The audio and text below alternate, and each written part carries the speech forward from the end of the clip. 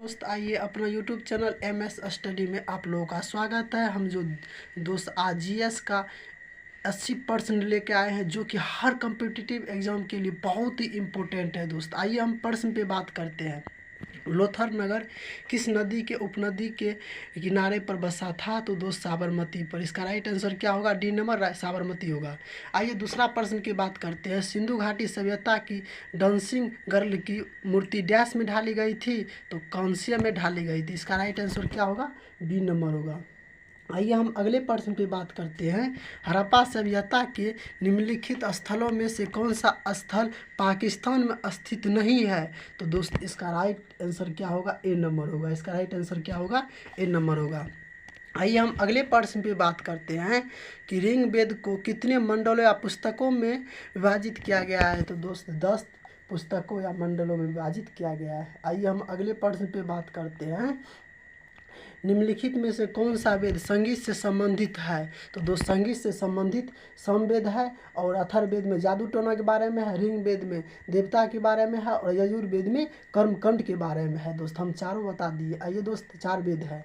आइए हम अगले प्रश्न पे बात करते हैं। 1800 से 1500 ईसा पूर्व की ऋग्वेद की 300 पुंडलिपियों को किस वर्ष यूनेस्को के विश्व स्मृति रजिस्टर में सम्मिलित किया गया था? तो दोस्त 2007 में सम्मिलित किया गया। देखिए दोस्त SSC MTS में पूछा हुआ प्रश्न है 2021 में। आइए हम अगले प्रश्न की बात करते हैं।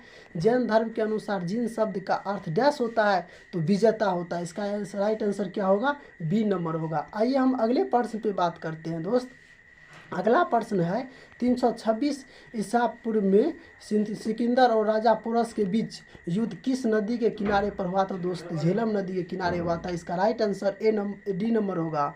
झेलम नदी पर हुआ था। दोस्त आइए हम अगले प्रश्न पे बात करते हैं। भगवान महावीर की शिक्षकों के संकलन को क्या कहा जाता है? तो अगम सूत्र कहा जाता है। इसका राइट आंसर सी नंबर होगा। आइए हम अगले प्रश्न पे बात करते हैं। प्राचीन काल में बौद्ध काल के दौरान कपिल वस्तु के शासक कौन थे? तो कपिल वस्तु के शासक शाक्य थे। इसका राइट आंसर ए नंबर होगा। अगला प्रश्न है तो हिनियन स्कूल का सबसे महत्वपूर्ण काम कौन सा था? तो महावस्तु था। इसका क्या होगा? राइट आंसर बी नंबर होगा। दोस्त ये बौद्ध धर्म में यन और महायान 2 भागों में टूटा था। आइए हम अगले प्रश्न की बात करते हैं। अगला प्रश्न है 5वीं शताब्दी ईसा पूर्व में लिखा गया पाली केन किस धर्म का मूल ग्रंथ है? तो बौद्ध धर्म का। इसका राइट आंसर सी नंबर होगा। इसका राइट आंसर क्या होगा? सी नंबर होगा। आइए अगले प्रश्न की बात करते हैं। नालंदा किस धर्म का प्राचीन शिक्षण संस्थान था? तो बौद्ध धर्म। इसका राइट आंसर सी नंबर होगा। हम अगले प्रश्न पे बात करते हैं। देखिए दोस्त प्रत्येक प्रश्न पूछा हुआ है। दोस्त ये बहुत ही इम्पोर्टेंट प्रश्न है। हम 80% लेके आए हैं। 80 में 80 प्रश्न पूछा हुआ है। दोस्त वैसे नहीं बनता है, बनाने के लिए दोस्त मेहनत करना। आइए हम अगले प्रश्न की बात करते हैं। सिंदूर सार का पुत्र कौन था? तो दोस्त इसका राइट आंसर होगा क्या? ए नंबर होगा। इसका राइट आंसर अशोक होगा। इसका राइट आंसर क्या होगा? अशोक होगा। मतलब बिंदुसार का पुत्र कौन था? तो अशोक था। इसका राइट आंसर ए नंबर होगा। आइए हम अगले प्रश्न पे बात करते हैं। मौर्य साम्राज्य की राजधानी कौन सी थी? तो मौर्य साम्राज्य की राजधानी पाटलिपुत्र। इसका राइट आंसर डी नंबर होगा। क्या होगा? डी नंबर होगा। आइए हम अगले प्रश्न पे बात करते हैं। सारनाथ में पाए जाने वाले मौर्य स्तंभ शीर्ष को डैश के नाम से जाना जाता है? तो सिंह चतुर्मुख स्तंभ शीर्ष के नाम से जाना जाता है। इसका राइट आंसर डी नंबर होगा। आइए हम अगले प्रश्न पे बात करते हैं। पाणिनि द्वारा रचित पुस्तक का क्या नाम है? तो अष्टध्यायी है। अष्टध्यायी है। इसका राइट आंसर डी नंबर होगा। दोस्त 80 में 80 प्रश्न पूछा हुआ है। दोस्त किसी न किसी एग्जाम में पूछा हुआ है। दोस्त 80 प्रश्न बहुत ही दोस्त मेहनत करके बनाए हैं। अगर वीडियो पसंद आए तो दोस्त लाइक कीजिए और शेयर भी कीजिए। आइए दोस्त अगले प्रश्न पे बात करते हैं। भारत में वैष्णववाद की वृद्धि का प्रमाण हेलियोडोरस स्तंभ किस भारतीय शहर में स्थित है? तो विदिशा में है। इसका राइट आंसर डी नंबर होगा। आइए हम अगले प्रश्न पे बात करते हैं। उत्तर भारत में प्रचलित मंदिर वास्तुकला की शैली डैश में है डैश है? तो दोस्त नगर है। क्या है? नागर है। इसका राइट आंसर ए नंबर होगा। नागर होगा। अगले प्रश्न पे बात करते हैं। 7वीं शताब्दी के प्रारंभ के साथ थानेश्वर और कन्नौज के सिंहासन पर कौन विराजमान हुआ? तो दोस्तों इसका राइट आंसर होगा हर्षवर्धन। इसका राइट आंसर क्या होगा? डी नंबर होगा, हर्षवर्धन है। आइए अगले प्रश्न की बात करते हैं। मध्य प्रदेश में खजुराहो समूह के स्मारकों में किस धर्मों के मंदिर है? तो दोस्त हिंदू और जैन दोनों का है, हिंदू और जैन दोनों का है। कहाँ? तो दोस्त मध्य प्रदेश में खजुराहो में। अगले प्रश्न की बात करते हैं। निम्नलिखित का मिलान कीजिए दोस्त, इसमें मिलान करना होगा। मतलब एक क्या है? बृहदेश्वर मंदिर किस राज्य में है दोस्त? बृहदेश्वर मंदिर किस राज्य में है? तो तमिलनाडु में है। दिलवारा का मंदिर किस राज्य में है? तो दिलवारा का मंदिर जो है राजस्थान में। किस राज्य में है? राजस्थान में है। लिंगराज मंदिर किस राज्य में है? तो ओडिशा में है, ओडिशा में है। और हम्पी स्मारक मंदिर किस राज्य में है दोस्त? तो कर्नाटक में है, कर्नाटक में। इसका राइट आंसर क्या होगा? सी नंबर होगा, BDAC। आइए अगले प्रश्न की बात करते हैं। संगम साहित्य किस भारतीय भाषा में लिखा गया है? तो तमिल में लिखा गया है। इसका राइट आंसर सी नंबर होगा। आइए हम अगले प्रश्न की बात करते हैं। शोक मंदिर भारत के किस राज्य में स्थित है? तमिलनाडु में स्थित है। किस राज्य में है? तमिलनाडु में स्थित है। आइए हम अगले प्रश्न की बात करते हैं। निम्नलिखित में से पल्लव राजवंश की राजधानी कौन सी थी? तो कांचीपुरम थी, कांचीपुरम थी। इसका राइट आंसर सी नंबर होगा। आइए अगले प्रश्न की बात करते हैं। अलाही दरवाज़ा दिल्ली स्थित कुबत उल इस्लाम मस्जिद के प्रमाण के लिए एक है, क्या है? तो प्रवेश द्वार है, प्रवेश द्वार है। आइए हम अगले प्रश्न की बात करते हैं। बाबर के संस्मरण या बाबरनामा, जिसे तुजुक ए बाबरी के नाम से जाना जाता है, को किसने लिखा था? तो बाबर ने ही खुद लिखा दोस्त, अपने आत्मकथा बाबर ने ही लिखा। आइए अगले प्रश्न की बात करते हैं। किसने हुमायूं को परास्त किया तथा दिल्ली पर अधिकार करके स्वयं अपना राजवंश स्थापित किया? तो शेरशाह सूरी ने। इसका राइट आंसर क्या होगा? ए नंबर होगा। शेरशाह सूरी ना किसको हराया? हुमायूं को हराया था दोस्त। आइए अगले प्रश्न की बात करते हैं। फिर हुमायूं के पोता को दोस्त 1554 ईस्वी में हरा करके हुमायूं का फिर शासन हो गया बाबर थी। आइए अगले प्रश्न की बात करते हैं।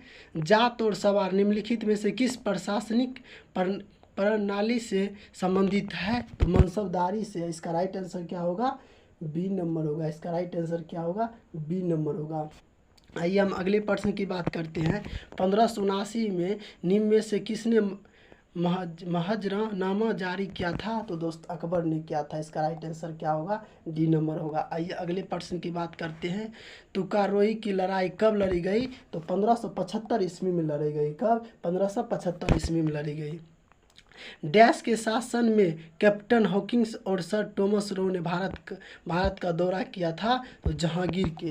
किसके समय में? जहांगीर का। दोस्तों ये बाबर के ही नाम से आया था पत्र हॉकिंस लेके, लेकिन अकबर के ही नाम से आया था, लेकिन अकबर का मृत्यु हो गया था। तो सिंहासन किसका था? तो दोस्तों उस समय में सिंहासन जहांगीर का था। आइए अगले प्रश्न की बात करते हैं। फ्रांस यात्री फ्रांसवा वर्नियर किस वर्ष भारत आया? तो 1656 ईस्वी में आया। इसका राइट आंसर ए नंबर होगा। आइए हम अगले प्रश्न की बात करते हैं। अमज उल बहरैन पुस्तक लिखने वाला मुगल शासक कौन था? तो दारा शिकोह था। इसका राइट आंसर सी नंबर होगा। क्या होगा? सी नंबर होगा। आइए अगले प्रश्न की बात करते हैं। पुरंदर की संधि किसके बीच लड़ी गई? तो मुगल और मराठा के बीच पुरंदर की संधि लड़ी गई। आइए अगले प्रश्न की बात करते हैं। देवराय की लड़ाई में औरंगजेब ने निम्नलिखित में से किसे पराजित किया था? तो दारा शिकोह को पराजित किया था। किसको? तो दारा शिकोह को। आइए अगले प्रश्न की बात करते हैं। 1793 में जमींदारी प्रणाली किसके द्वारा शुरू की गई थी? तो कॉर्नवालिस के द्वारा शुरू की गई थी। आइए अगले प्रश्न की बात करते हैं। अगले प्रश्न पे बात करते हैं। रैयतवाड़ी व्यवस्था निम्नलिखित में से किसके द्वारा शुरू की गई थी? तो थॉमस मुनरो के द्वारा शुरू की गई थी। इसका राइट आंसर क्या होगा? डी नंबर होगा। आइए अगले प्रश्न पे बात करते हैं। भारत में स्वदेशी आंदोलन के दौरान स्वराज ध्वज किसने डिजाइन किया था? तो महात्मा गांधी ने किया था। इसका राइट आंसर क्या होगा? सी नंबर होगा। आइए अगले प्रश्न पे बात करते हैं। शांतिपूर्ण प्रतिरोध सत्याग्रह का सिद्धांत किसने प्रतिपादित किया था? तो अरविंद घोष ने प्रतिपादित किया। इसका राइट आंसर क्या होगा? बी नंबर होगा। आइए अगले प्रश्न पे बात करते हैं। बाल गंगाधर तिलक द्वारा होम रूलिंग कब शुरू किया गया था? तो 1916 ईस्वी में शुरू किया गया। आइए अगले प्रश्न पे बात करते हैं। निम्नलिखित प्रसिद्ध व्यक्तियों में से भूदान और सर्वोदय आंदोलन के लिए किसे जाना जाता है? तो इसका राइट आंसर क्या होगा? सी नंबर होगा। आचार्य विनोबा भावे को जाना जाता है। अगले प्रश्न पे बात करते हैं। किस आंदोलन का नेतृत्व मोहम्मद अली और शौकत अली ने किया था? तो दोस्त खिलाफत आंदोलन का। इसका राइट आंसर डी नंबर होगा। अगले प्रश्न पे बात करते हैं। बारदौली सत्याग्रह में निम्नलिखित में से किसने प्रमुख भूमिका निभाई? तो सरदार वल्लभ भाई पटेल ने निभाई। इसका राइट आंसर क्या होगा? ए नंबर होगा। अगला प्रश्न है। नमक सत्याग्रह आंदोलन के लिए महात्मा गांधी ने लगभग कितनी दूरी तय की थी? तो 241 मील तय की थी। आइए अगले प्रश्न पे बात करते हैं दोस्त। 1 मील बराबर होता है 1600 मीटर। आइए अगले प्रश्न पे बात करते हैं दोस्त। दिसंबर 1929 के दौरान कांग्रेस के किस शास्त्र में 26 जनवरी को पूर्ण स्वराज के दिन के रूप में तय किया गया था, जिसे बाद में संविधान अपनाने की तारीख के रूप में निर्धारित किया गया? तो लाहौर में। कांग्रेस का अधिवेशन कब हुआ था? लाहौर में हुआ था 1529 ईस्वी में। इसका अध्यक्ष कौन था दोस्त? तो इसका अध्यक्ष था जवाहरलाल नेहरू। आइए अगले प्रश्न पे बात करते हैं। भारतीय राष्ट्रीय कांग्रेस के लाहौर अधिवेशन ने किस वर्ष 26 जनवरी को स्वतंत्रता दिवस के रूप में मनाने की घोषणा की थी? 1530 ईस्वी में। इसी दिन जवाहरलाल नेहरू ने कहा था दोस्त, 12 बजे रात को झंडा लहराया था। बोला कि जो पूरे दुनिया सो रहा है तो आज हम झंडा।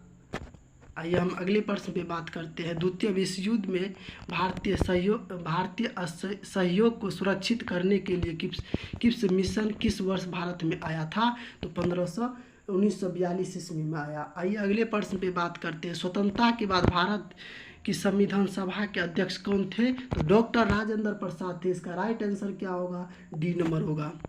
अगला प्रश्न है। इनमें से कौन भारतीय संविधान की मसौदा समिति के सदस्य नहीं था? तो ए बी ठक्कर नहीं था। इसका राइट आंसर डी नंबर होगा।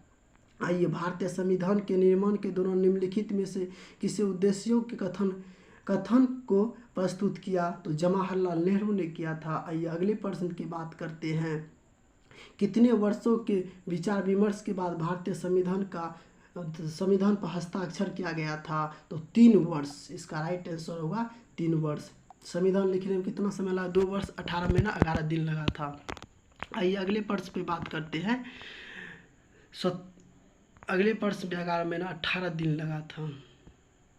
अगला प्रश्न है। स्वतंत्र भारत का पहला केंद्रीय बजट किसने पेश किया था? तो सन्मुख चेट्टी ने किया था। आइए अगले प्रश्न पे बात करते हैं। भारत के संविधान का मसौदा तैयार करने के लिए संविधान सभा ने डैश को मसौदा समिति का गठन किया था? तो 29 अगस्त 1947 ईस्वी को। इसका राइट आंसर ए नंबर होगा। अगला प्रश्न है। भारत की संविधान सभा का विचार पहली बार किसने दिया था? तो M.N. राव ने दिया था। इसका राइट आंसर बी नंबर होगा। अगला प्रश्न है। भारतीय संविधान को लिखने वाली संविधान सभा के उपाध्यक्ष कौन थे? तो H.C. मुखर्जी। इसका राइट आंसर सी नंबर होगा। आइए अगला प्रश्न है। भारत में सांप्रदायिक चुनावी प्रणाली सबसे पहले डैश द्वारा शुरू की गई थी? तो मर्ले मिंटो रिफर्ड्स 1909 द्वारा शुरू की गई। आइए अगला प्रश्न है। विश्व का सबसे लंबा लिखित संविधान किस देश का है? तो भारत का है। किस देश का है? इसका राइट आंसर सी नंबर होगा। अगला प्रश्न है। भारत में कौन सा दिन संविधान दिवस के रूप में मनाया जाता है? तो 26 नवंबर को मनाया जाता है। अगला प्रश्न है। भारत का इसलिए मनाया जाता है 26 नवंबर को दोस्त। 26 नवंबर को भारतीय संविधान बन के तैयार हो गया था। अगला प्रश्न है। भारत का सर्वोच्च कानून किसे माना जाता है? भारतीय संविधान को माना जाता है। इसका राइट आंसर ए नंबर होगा। अगला प्रश्न है। संविधान सभा ने किस दिन भारत के राष्ट्रीय ध्वज को अपनाया था? तो इसका राइट आंसर क्या होगा? डी नंबर 22 जुलाई 1947 को अपनाया। अगला प्रश्न है। भारतीय संविधान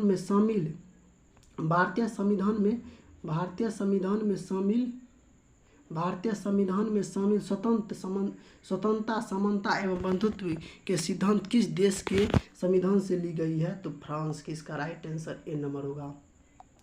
अगला प्रश्न है, भारत के राज्यसभा सदस्यों के अप्रत्यक्ष चुनाव के संवैधानिक प्रावधानों को किस देश से अपनाया गया था? तो दक्षिण अफ्रीका से। इसका राइट आंसर बी नंबर होगा। अगला प्रश्न है, भारतीय संविधान में पंचवर्षीय योजना का प्रावधान किस देश से लिया गया है? तो यूएसएआर से लिया गया, यूएसएआर से लिया गया। इसका राइट आंसर डी नंबर होगा। भारतीय संविधान में विधिपूर्ण शासन का विचार इनमें से किस संविधान से लिया गया है? तो ब्रिटिश से लिया गया। इसका राइट आंसर सी नंबर होगा। अगला प्रश्न है, भारतीय संविधान में मजबूत केंद्र के साथ संघ की अवधारणा से लिया गया है कनाडा को। इसका राइट आंसर डी नंबर होगा, बी नंबर होगा। अगला प्रश्न है, भारतीय संविधान में फर्स्ट द पोस्ट का प्रावधान किस देश के संविधान से अंगीकृत किया गया है? तो ब्रिटेन की। इसका राइट आंसर सी नंबर होगा। अगला प्रश्न है, निम्नलिखित में से कौन सा एक जल में घुलनशील विटामिन है? तो विटामिन सी है। इसका राइट आंसर क्या होगा? ए नंबर होगा। विटामिन के दोस्त खून के थक्का बनने में मदद करता है। विटामिन डी सूर्य के प्रकाश से प्राप्त होता है और विटामिन ए की कमी से रतौंधी होती है। अगला प्रश्न है, उकाई बंद भारत के निम्नलिखित में से किस राज्य में है या उस राज्य का दूसरा सबसे बड़ा बंद गुजरात में है? इसका राइट आंसर क्या होगा? ए नंबर होगा। अगला प्रश्न है, महाराष्ट्र और गुजरात राज्यों का गठन डैश में हुआ था? तो 1960 ईस्वी में हुआ है। कब हुआ? 1960 ईस्वी में। इसका राइट आंसर ए नंबर होगा। अगला प्रश्न है, निम्नलिखित में से कौन सा 2014 में भारत का 29वां राज्य बना? तो तेलंगाना बना। कौन? तेलंगाना बना। अगला प्रश्न है, भारतीय संविधान के निम्नलिखित में से किस अनुच्छेद में लिखा है कि भारत तथा इंडिया राज्यों का संघ होगा? क्या होगा? राज्यों का संघ होगा। तो अनुच्छेद 1 में लिखा है, अनुच्छेद 1 में और भाग 1 में है, अनुच्छेद 1 भाग 1 में है। अगला प्रश्न है, भारतीय संविधान के अनुच्छेद 371 में निम्नलिखित में से किस राज्यों के लिए विशेष प्रावधानों का उल्लेख किया गया है? तो सिक्किम 36वां संशोधन द्वारा 35वां द्वारा सह राज्य बना था और 36वां संशोधन द्वारा इसको भारत किसी राज्य की दर्जा मिला। आइए अगला प्रश्न है, इनमें से कौन सा अनुच्छेद भारतीय संसद को जातियों, उपजातियों एवं जनजातियों की अनुसूचित जातियों की सूची में शामिल करने और उससे बाहर करने की शक्ति प्रदान करता है? तो अनुच्छेद 341। अगला प्रश्न है, भारतीय संविधान का अनुच्छेद 72 निम्नलिखित में से किससे संबंधित है? तो राष्ट्रपति की क्षमा करने की शक्ति से। इसका राइट आंसर ए नंबर होगा। अगला प्रश्न है, निम्नलिखित में से कौन सा विषय समवर्ती सूची के अंतर्गत आता है? तो 1 आता है। सूची की संख्या 3 है, समवर्ती सूची, राज्य सूची और संघ सूची। समवर्ती सूची में आता है राज्य और संघ दोनों का। संघ सूची में आता है केंद्र सरकार और राज्य सूची में आता है राज्य सरकार। अगला प्रश्न है, आपातकाल के समय किस अनुच्छेद को लंबित नहीं किया जा सकता? अनुच्छेद 20 और अनुच्छेद 21 में क्या है? प्राण एवं देहांती की स्वतंत्रता। इसका राइट आंसर ए नंबर होगा। आइए अगला प्रश्न है, संविधान के किस अनुच्छेद के तहत आत्म समवर्ती साक्ष्य प्रतिबंधित है? तो अनुच्छेद 20 में। किसमें? अनुच्छेद 20 में। अगला प्रश्न है, अनुच्छेद 370 के मुख्य मसौदार कौन थे? तो एन गोपाल स्वामी अयंगर थे। अगला प्रश्न है, भारतीय संविधान के निम्नलिखित में से किस अनुच्छेद में कर्मचारी के लिए निर्वाह, मजदूरी आदि का प्रावधान निम्नलिखित से निर्दिष्ट किया गया है? तो अनुच्छेद 43 में। आइए अगला प्रश्न है दोस्त, 80 प्रश्न आज कर लिए। चलिए दोस्त, वीडियो पसंद आए तो लाइक कीजिए, शेयर कीजिए और जय हिंद जय भारत। चलिए आज यहीं रहने देते हैं और वीडियो पसंद आए तो लाइक कीजिए, शेयर कीजिए। जय हिंद जय भारत।